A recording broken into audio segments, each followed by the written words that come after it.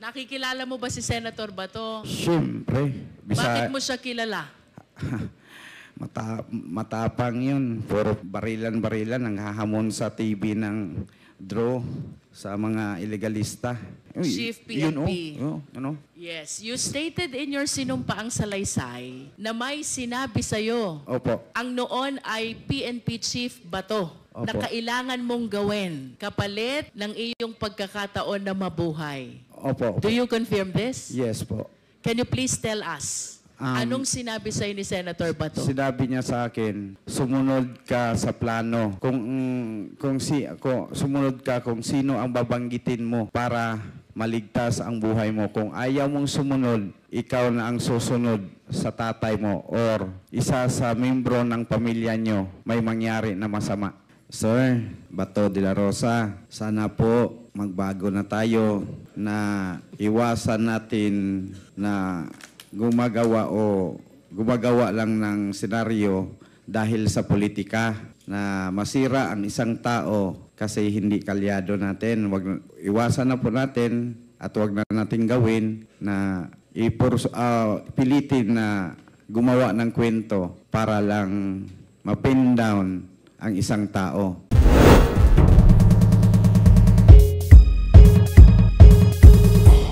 Congresswoman Luisto, you're now recognized. Please proceed. Thank you.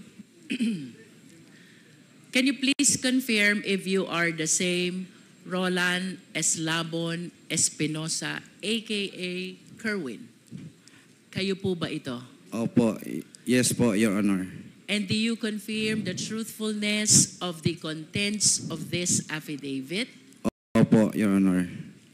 Hindi po ba kayo tinakot, binayaran, pinakiusapan, pinangakuan para gawin ang salaysay na ito?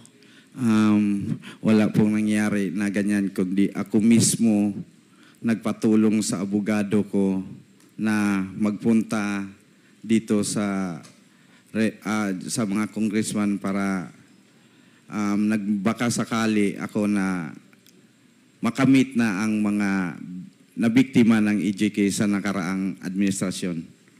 Kerwin, kanina, while you were delivering your opening statement, I observed that you were crying. Umiiyak ka. Can you please enlighten us why? Kasi sa panahon na nandun ako sa AIDG na nakaburol ang papa ko, humiling ako sa mga pulis doon na sana pagbigyan nila ako na makauwi.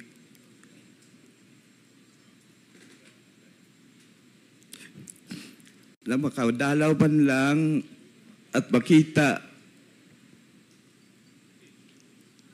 ang papa ko na nakaburol sa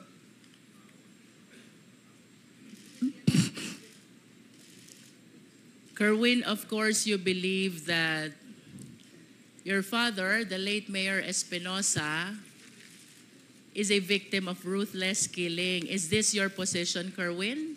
Yes po. Pero alin ba yung mas nakakaiyak? Yung pagkamatay ni Mayor Espinosa o yung hindi kanila pinayagan na madalaw ang burol niya? Pareho po yung dalawa na hindi ako pinayagan na makauwi sa lugar namin para makita sa kahuli-hulihan na panahon ang daddy ko.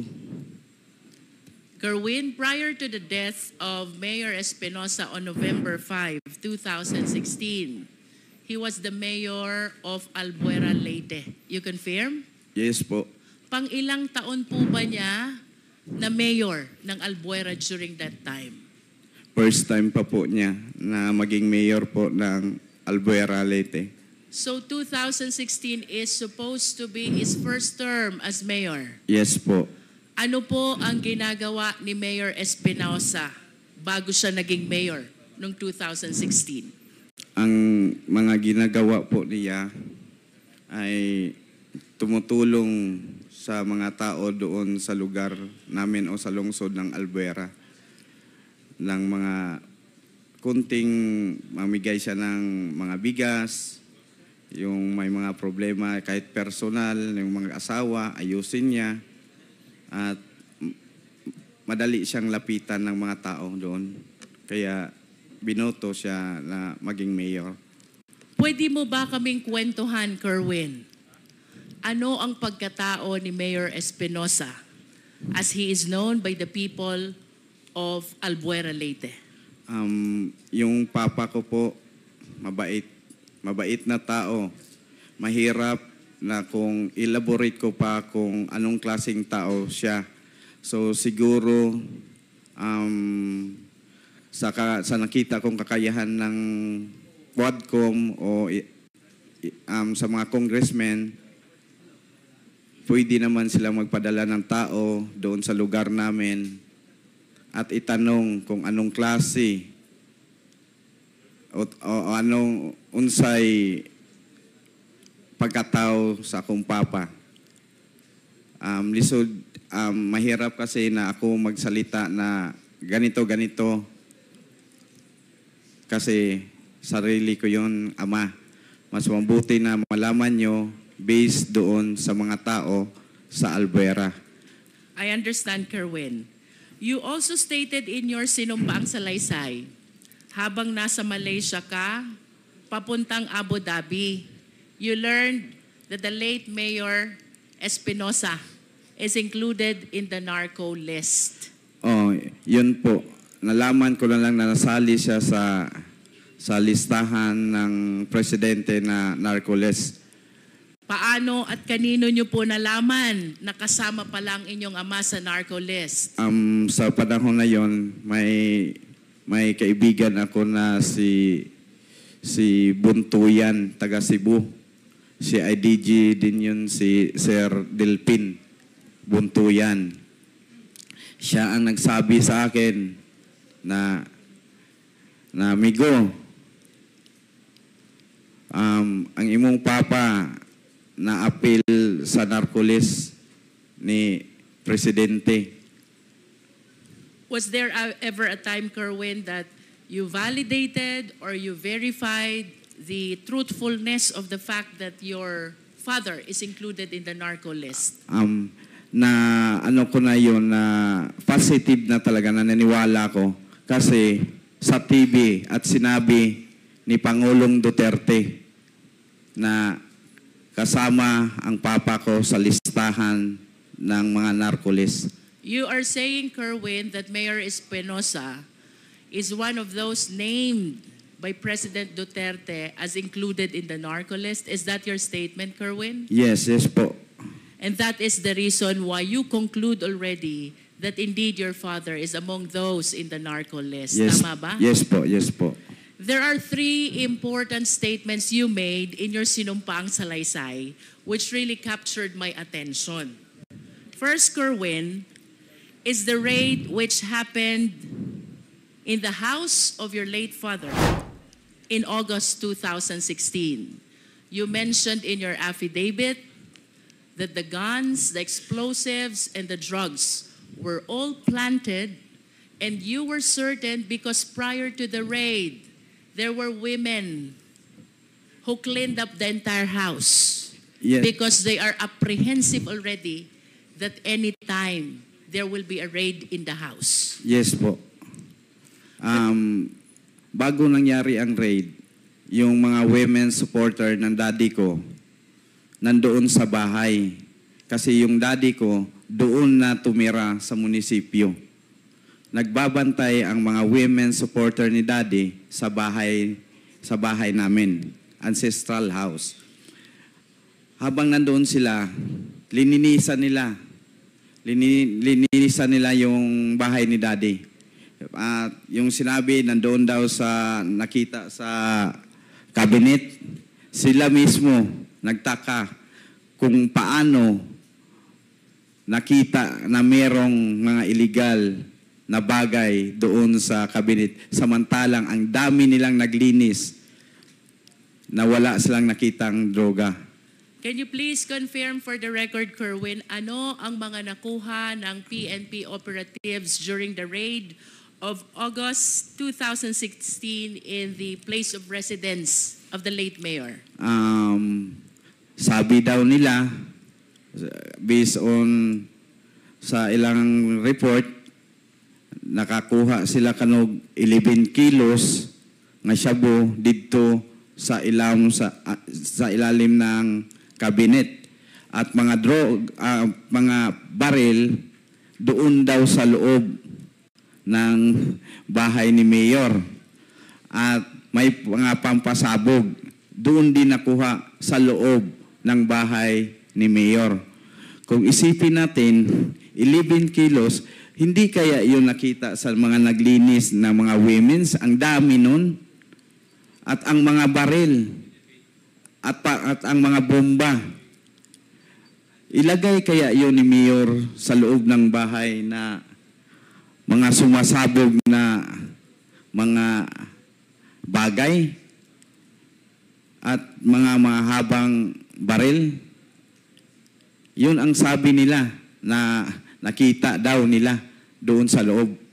Pero walang kahit isa na taga-Albuera na maniwala sa kanila sa report nila na may nakuha doon. Kasi ang nagbantay sa bahay ni Mayor, yung ancestral house namin, nasa 70 ka mga babae nandoon sa bahay. Binantayan talaga ang bahay namin. Inano sila ni Joby na magkaroon ng raid, kaya tumakbo na sila. Natakot. So you deny, Kerwin, the legitimacy of the raid or the operation that was conducted by the police operatives on August 2016? Opo. And can you please state for the record, sino po ba ang namuno? Sino po ang team leader ng naganap na raid sa inyong tahanan nung nasabing petsa? Si Mr. Joby Espinido po. Can you please state his full name? Police Colonel Joby Espinido. Mr. Chair, may we know if we have Colonel Espinido here? To the information of the Honorable Luis Tro, he sent us a letter of excuse in today's evening. Thank you, Mr. Chair. For the satisfaction of the Filipino people, just to make sure that Kerwin is aware of the identity of the one he is naming as Colonel Joby Espinido, may we request the Secretariat to flash a picture, and let's hear from Kerwin if he will be able to identify who this person is. Yes po. Secretariat, please.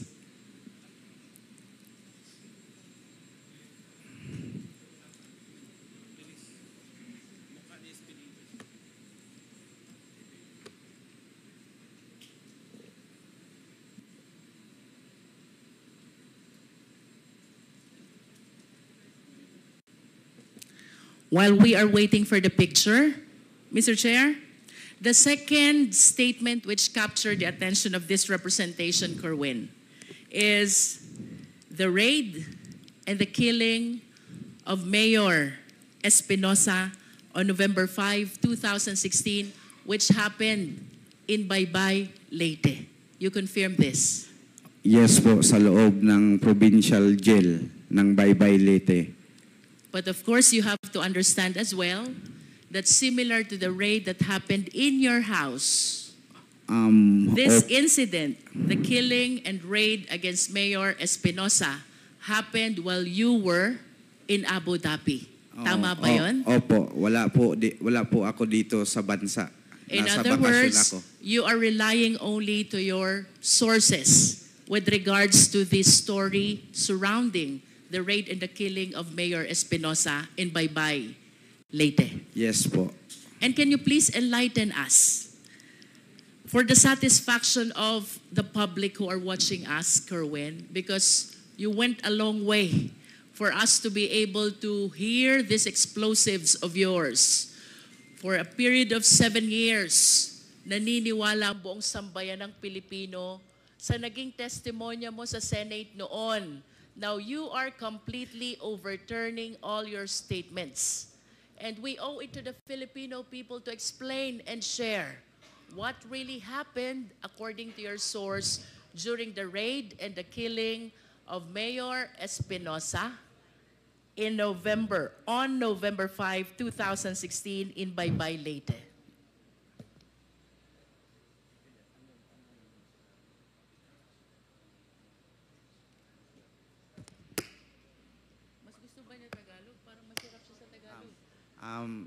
Your Honor, pwede pong ulitin yung question Kayo niyo po ba, Kerwin, ay mas komportable sa English or sa Filipino? Mas sa Pilipino na lang tayo. Filipino. Para Kerwin, maintindihan. you mentioned na banggit mo sa iyong sinumpaang salaysay, bagaman ikaw ay nasa Abu Dhabi noon, ng iyong ama na noon ay nasa Baybay, Leyte Provincial Jail, ay ni-raid at pinatay ng mga operatiba ng pulis. Nasa Abu Dhabi ka noon at ikaw ay nagtiwala lamang sa testimonya ng mga taong naruroon sa insidente. Nevertheless, Kerwin, can you please share to the Filipino people, what do you believe? Ano yung pinaniniwalaan mong tunay na pangyayari sa loob ng Baybay, Leyte, kaugnay ng pagkamatay ng iyong ama? Naniwala ako doon sa mga nakapiit sa loob. Kasi sila ang nakakita at kitang-kita nila sa dalawang mata at narinig nila ang mga putukan.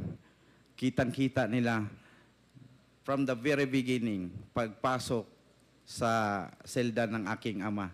Kerwin, kung nakikilala mo itong mga taong tinukoy ng iyong mga source, maari mo bang banggitin sino itong mga polis na pumasok sa selda ng iyong ama? Sa sinabi ng aking source, ang pumasok doon si Leo Laraga. Leo Laraga, siya talaga ang kumitil sa buhay ng papa ko. Leo Laraga. Laraga. Can you please check if Leo Laraga is inside this hearing venue? Narito po ba siya? With the indulgence of, Mr. Chairman, with the indulgence of Congressman Luistro, Police Captain that time, Leo Laraga, is not present now in today's hearing, but for sure we will invite him in the next hearing. Thank you, Mr. Chair. Thank you. Bukod kay Leo Laraga, sino pa ang nalalaman mong kasama nitong mga nag-raid at nag-operate pumatay sa iyong ama? Si Colonel Marcos at si Sir Matera. Kasi mga kaibigan ko sila. Kerwin, regarding Colonel Marcos and Colonel Matera, if they are present in this hall, can you kindly point at them? Ituro mo sila kung sila'y naririto sa bulwagang ito. Colonel Marcos and Colonel Matera. Yan. May we request the police officer raising his hand, to please identify himself for the record, Mr. Chair. Mr. Chair, Honorable Committee, I'm Police Colonel Marvin Marcos po. Thank you. How about Colonel Matera? Can you point at him?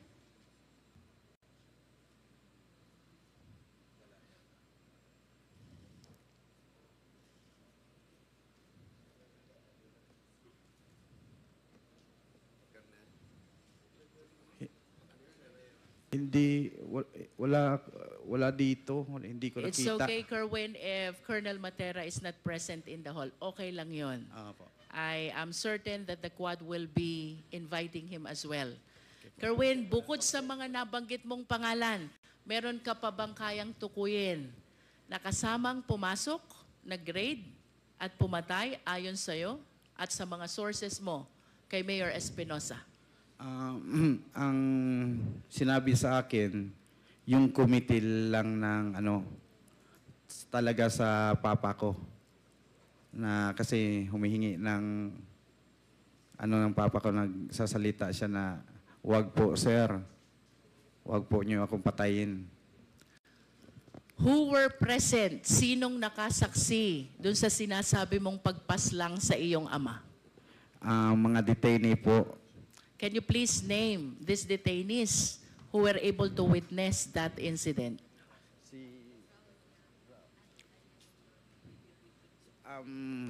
A certain Dondon na taga sa amin sa Albuera.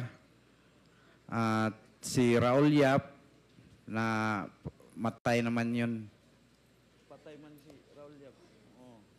At si Ruben, a certain Ruben, tatlo sila pero yung isa, tatlo yung ng daddy ko kasama niya sa selda, nag-a-assist sa kanya.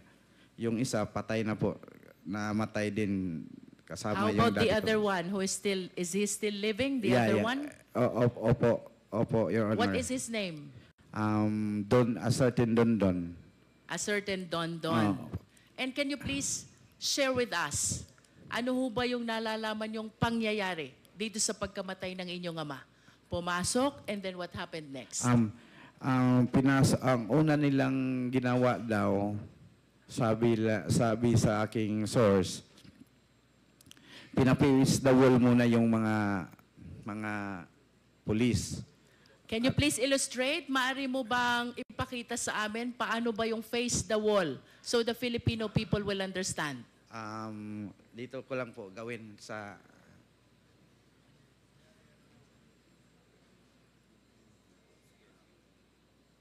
Pagpasok ng mga pulis, ang ginawa, pinutukan sila ng baril, at dinisarmahan ang mga Can you please provide a microphone to Kerwin? Baka abot yung nakay Comsec.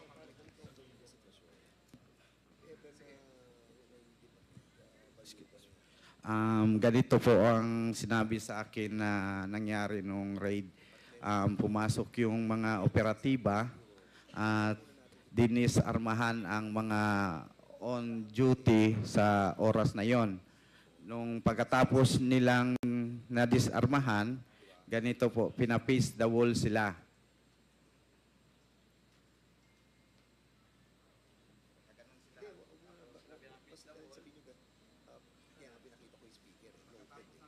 Sino yung sila na tinutukoy mo na pina-face the wall?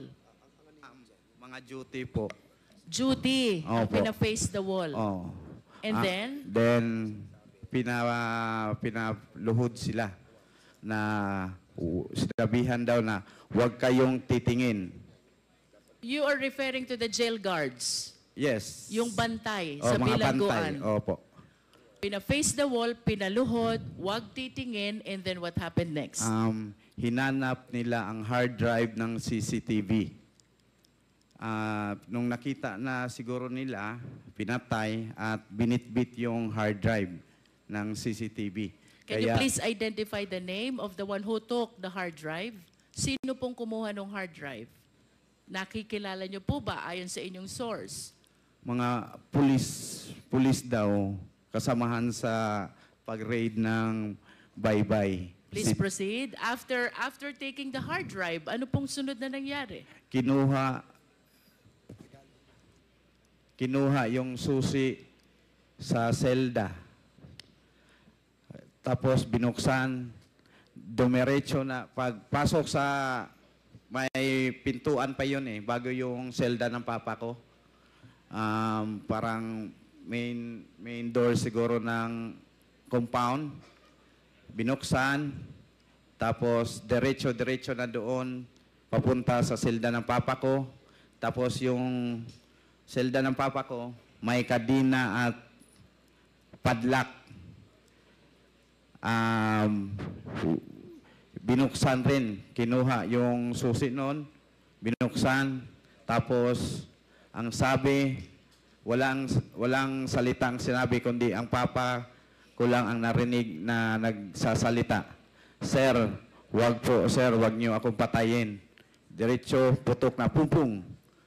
Tapos, yung katiwala niya, gustong yumakap sa kanya, na itry i-save siya, binaril din. Sino itong katiwalang Raul Yap. Raul Yap. Opo. Anong ginawa nitong pangatlo na kasama pa? Nakalublob sa ilalim ng tarima. Ano yung tarima? Yung higaan po, Your Honor. Nalalaman mo ba kung ilan ang naging tama ni Mayor Espinosa?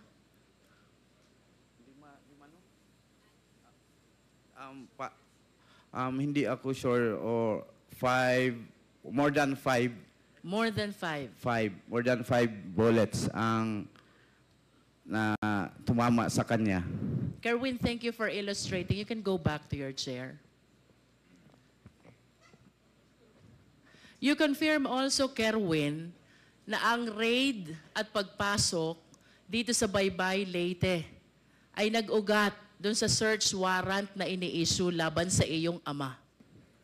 Tama ba yun? Opo, Your Honor. Nalalaman mo ba kung sino ang huwes na nag-issue ng search warrant? Kasi tatlong judge ang kinuna nila na mag-apply ng search warrant. Si Judge Argelies nag-refuse. At ang sabi ni Judge Argelies na ba't kailangan pang mag-serve ako na nyo ng search warrant nasa loob ng kulungan ang tao. Nag-refuse si Judge Argelies. May judge na certain Janet ba yun? Ha? Janet, apelido niya? Cabalona. Saan yun? Doon sa Samar, yun ang nag-issue ng search warrant. Sa pagkakaalam ko, yung si Janet Cabalona ay parang relatives ng asawa ni Sir Laraga. Pwede, Mr. Chair, pwede magtanong? Sige. After perhaps we conclude the interpellation, Mr. Chair. Pagkatapos ni Congresswoman Jinky, bago tayo pumunta sa susunod na magtatanong, tsaka mo sabihin yan. Okay po. Mr. Chair, our resource speaker mentioned already the names of the judges. Some refused to issue the search warrant, while there is one who indeed issued the search warrant. I just wish to manifest, Mr. Chair, that it is very unlikely in the practice of law that a search warrant is being issued to search a confined place, much more a detention facility. That is for the record, Mr. Chair. Kerwin, I'm leading to my third question. November 16, 2016, through the coordination with the Interpol, iniuwi ka dito sa Pilipinas. Pagdating sa airport, you were arrested at sinalubong ka ni Senator Bato. Bato de la Rosa. Nakikilala mo ba si Senator Bato? Siyempre. Bakit mo siya kilala? Matapang yun. Puro barilan-barilan ang hahamon sa TV ng draw sa mga illegalista. What else do you know about Senator Bato? Bago pa siya naging senador, nasan ba si Senator Bato? Chief PNP yun po, Your Honor. Chief PNP. Yun, ano? Okay, can you please identify the picture on the screen? Sino ba yung nasa screen? Siya po, si Bato de la Rosa. During that time, ano bang assignment ni Senator Bato during that time? Yang kwento mong insidente. Nasaan siya noon? Siya ang Chief PNP. Yes. You stated in your sinumpaang salaysay na may sinabi sa'yo Opo. Ang noon ay PNP Chief Bato Opo. na kailangan mong gawin kapalit ng iyong pagkakataon na mabuhay. Opo. Do you confirm this? Yes po. Can you please tell us, anong sinabi sa'yo ni Senator Bato? Sinabi niya sa akin, sumunod ka sa plano. Kung sumunod ka kung sino ang babanggitin mo para maligtas ang buhay mo. Kung ayaw mong sumunod, ikaw na ang susunod sa tatay mo or isa sa membro ng pamilya nyo may mangyari na masama. You mentioned about plano. Can you tell us, ano ba yung planong tinutukoy? May mga pangalan na pinid sa akin, sinubo, at babanggitin ko sa aking testimonya o sa aking salaysay sa Senado. At maari mo bang sabihin, sino ba itong mga taong ito at anong gustong ibabanggit sa'yo ng noon ay PNP Chief Bato? Peter Lim, supplier daw ng shabu, pero nandyan lang, hindi na huli-huli.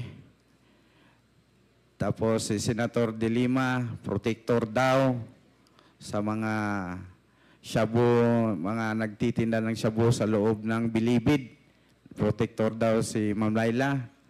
At yung iba pa, si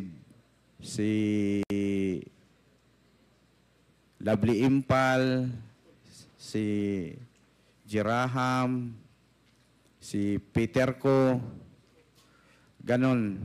In Sila other po. words, Kerwin, ang gusto ni PNP Chief ay banggitin mo itong mga pangalan na ito na may kaugnayan sa illegal drug operation. Tama ba yun? Opo. At ito ba'y sinunod mo, Kerwin? Talagang sinunod ko po kasi... Bakit mo to sinunod? Of course, alam mong mali ito. Oo. Diba?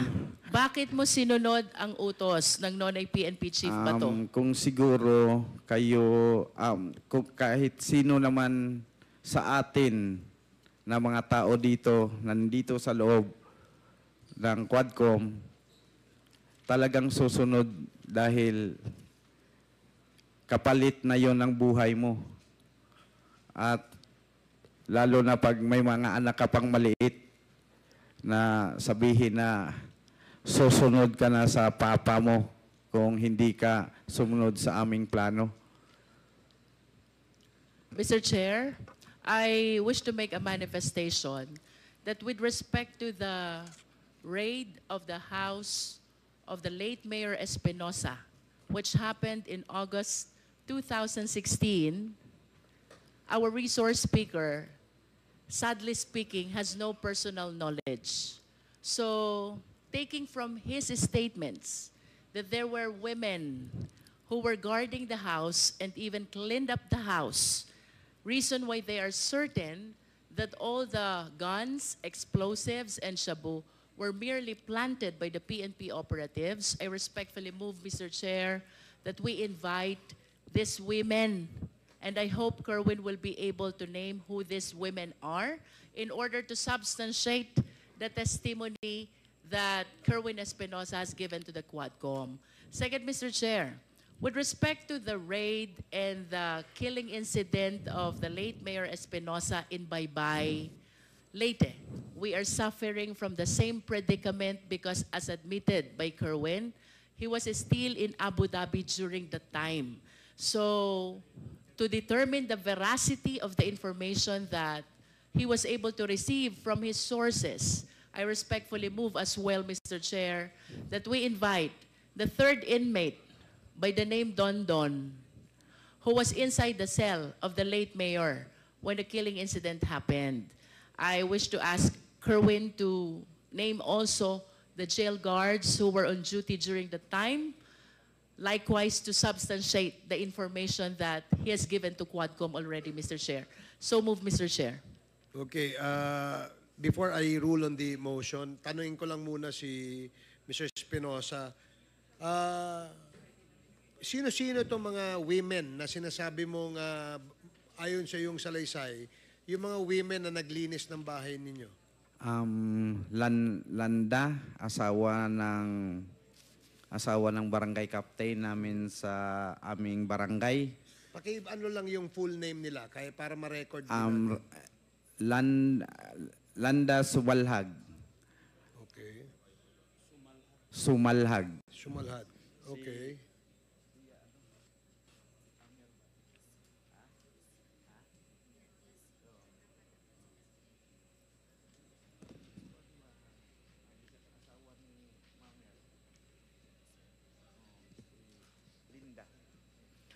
Linda Rosal. Linda. TC de la Austria. Yang tatlong binanggit ko, sila na ang magpatuloy na magbanggit kung sino-sino ang kasama nila doon sa mga women's supporters ni Daddy. Yung isang witness na nasa loob ng kulungan na isang PDL din, anong pangalan niya? Dondon, a certain Dondon. Certain Dondon. So there is a motion to invite the women who, according to the sinumpaang salaysay ni Kerwin Espinosa, siyang naglinis nung kanilang bahay bago po ni-raid ng membro ng Alvera Police ang kanilang bahay.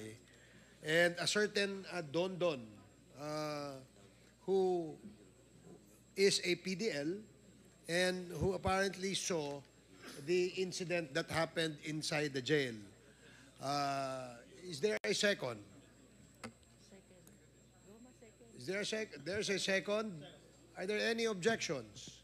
So hearing none, the motion is approved. Comsec, Mr. please Chair. invite the following personalities mentioned by Mr. Espinosa in the next Quadcom hearing. Mr. Yes, Chair. Congresswoman Luis. Can we please invite as well the jail guards who were on duty if we have the means to determine who these people were?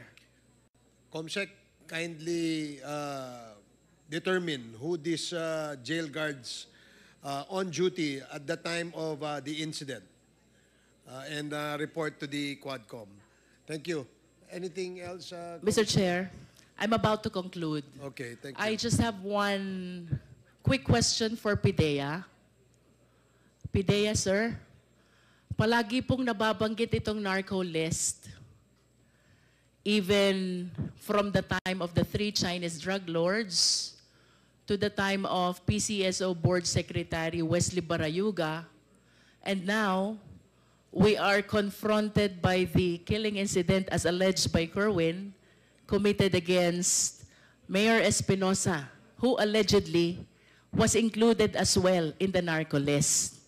Can you please enlighten us? Ito ho ba'y chinek nyo if during that time the name of Mayor Espinosa indeed appear in the narco list? Mr. Chair, Your Honor, yes, the names of the father and son appear in the original list. The Kerwin is listed as a drug trafficker.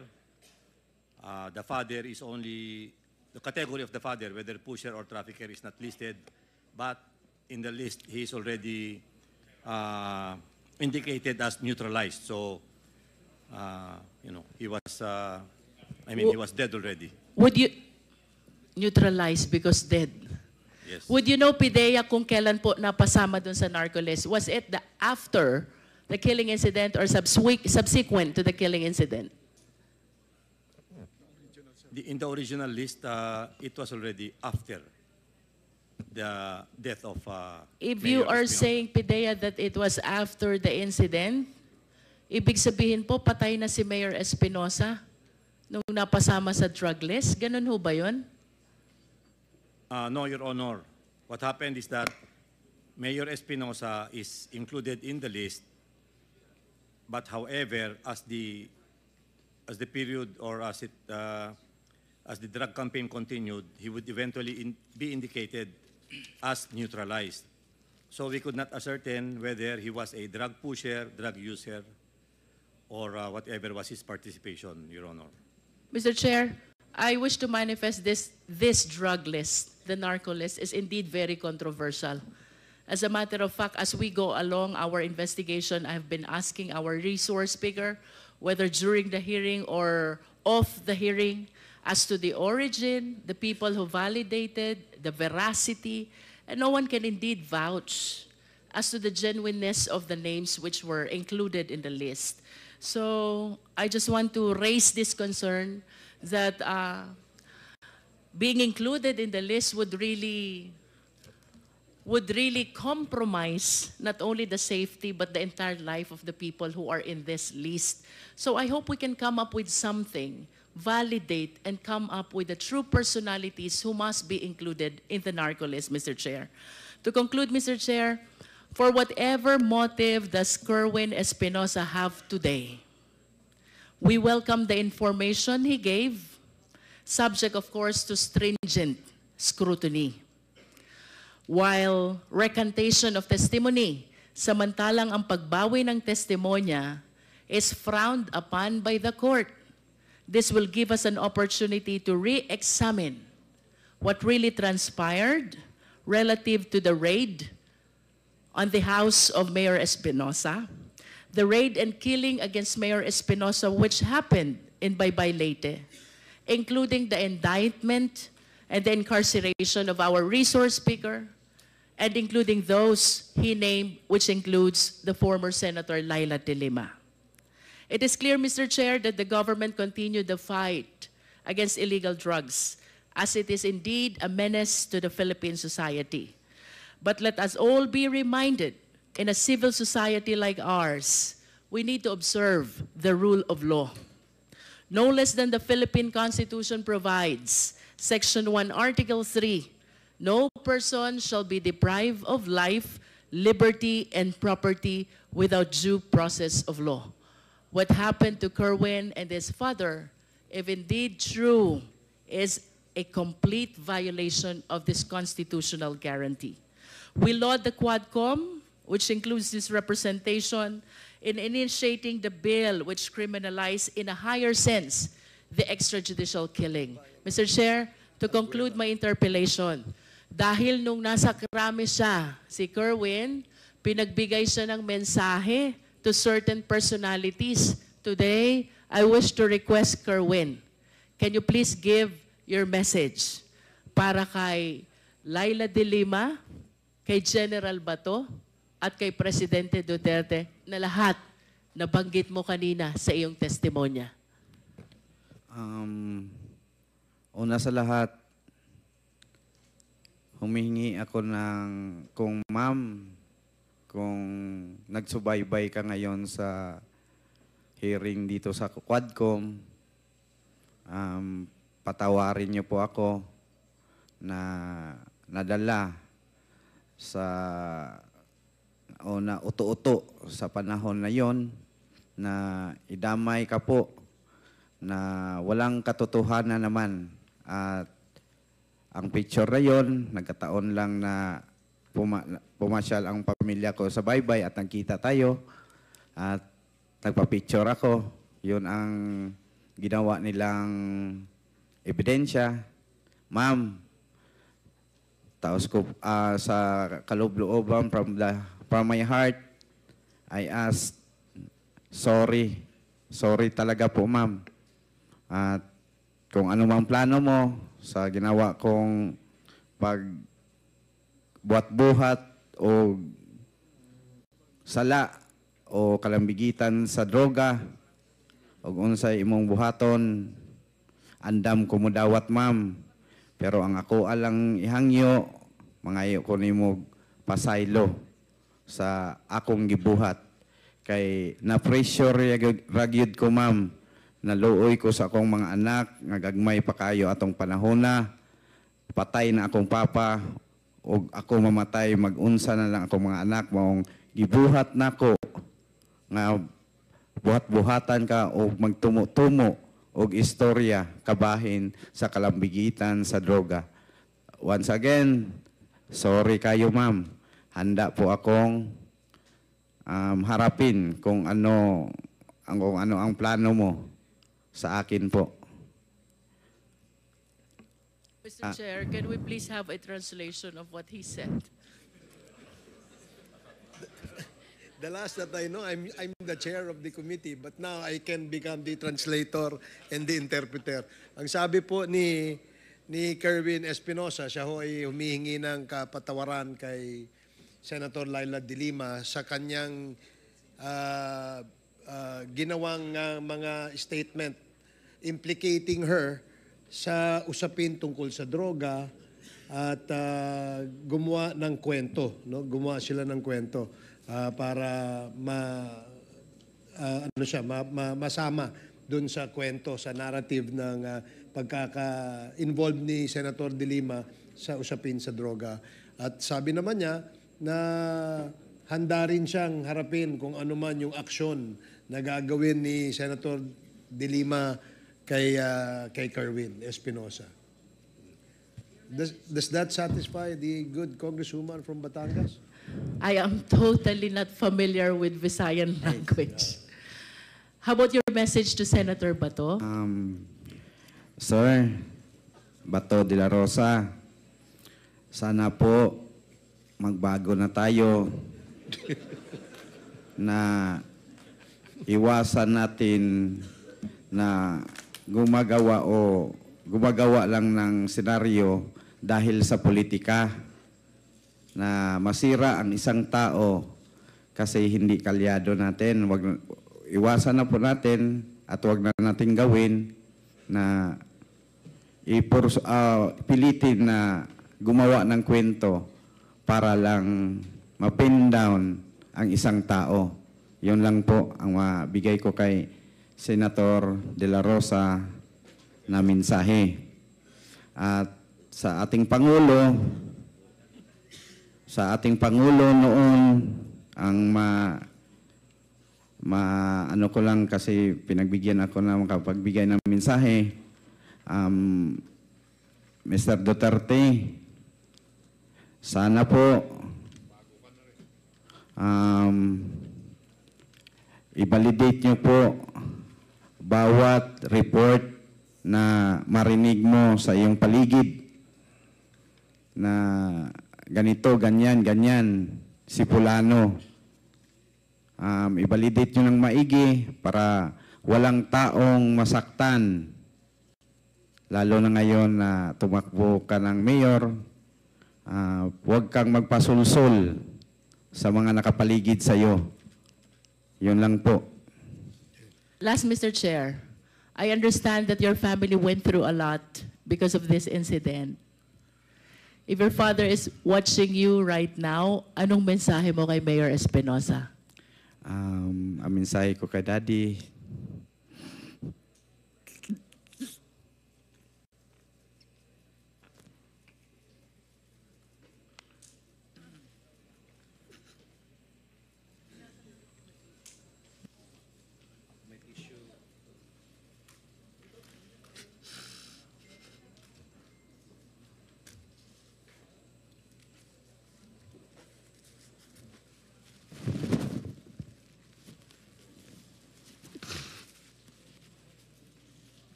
ang mensahe ko sa daddy ko, kung saan ka man naroon, huwag mo kaming pabayaan, i-guide mo kami hanggat makuha ang hustisya ng iyong pagkamatay.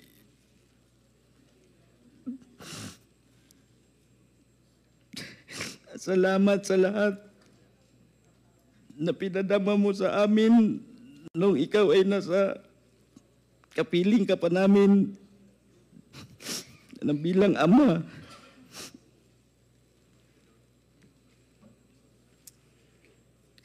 Basta di lahat gagawin namin ng mga anak mo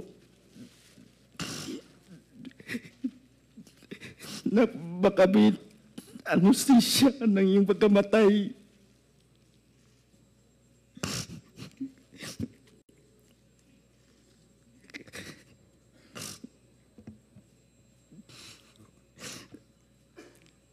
Padayon na lang di sa imo pagpanaw. Ayaw na kayo una-una ang naitabo kanimo. Kaya ako di anda mamatay para makuha lang yung justisya di mo.